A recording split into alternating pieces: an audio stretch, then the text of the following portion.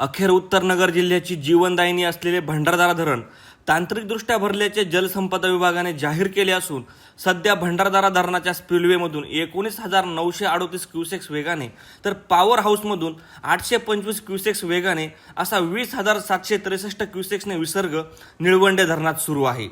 तर निळवंडे धरणातून मात्र अद्याप प्रवरा पात्रात विसर्ग सोडण्यात आलेला नाही. काल मंगळवारी भंडारदरा पाणलोट क्षेत्रात मुसळधार पाऊस झाल्याने ओढे नाले वाहते झाले असून भंडारदरा धरणात नव्याने पाण्याची मोठी आवक सुरू झाली आहे. आज बुधवारी सकाळी 6 वाजता भंडारदरा धरण 98.70% भरले आहे. भंडारदरा धरणात 24 तासात उच्चांकी 789 दशलक्ष घनफूट पाण्याची नव्याने आवक झाली आहे. त्यामुळे भंडारदरा धरणाचा पाणीसाठा 10,896 दशलक्ष घनफुटावर जाऊन पोहोचला आहे.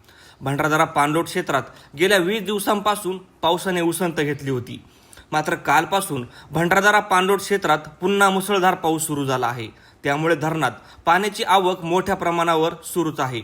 आता निळवंडे धरणातही पाणी सोडण्यात येत आहे. आज बुधवारी दुपारी 11-12 वाजेपर्यंत निळवंडेतून मोठा विसर्ग प्रवरेत सोडण्याची शक्यता आहे. परिणामी प्रवरा नदीला मोठा पूर येऊ शकतो. भंडारदरा धरण तांत्रिकदृष्ट्या भरल्याने लाभधारक शेतकऱ्यांनी आनंद व्यक्त केलाय.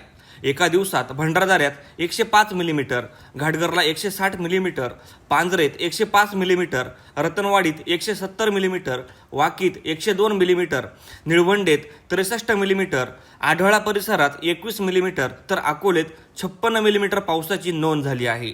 Akole टाइम्ससाठी Amol Shirke, Akole.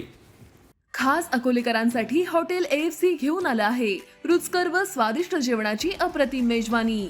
Indian dishes, Punjabi dishes, Chinese, south Indian, AFC special unlimited Maharashtrian थाळी तसंच पिझ्झा, बर्गर आदी प्रकारचं फास्ट फूड सुद्धा उपलब्ध. फॅमिलीसाठी स्वतंत्र बैठक व्यवस्था तसंच बर्थडे पार्टीसाठी स्वतंत्र हॉल उपलब्ध.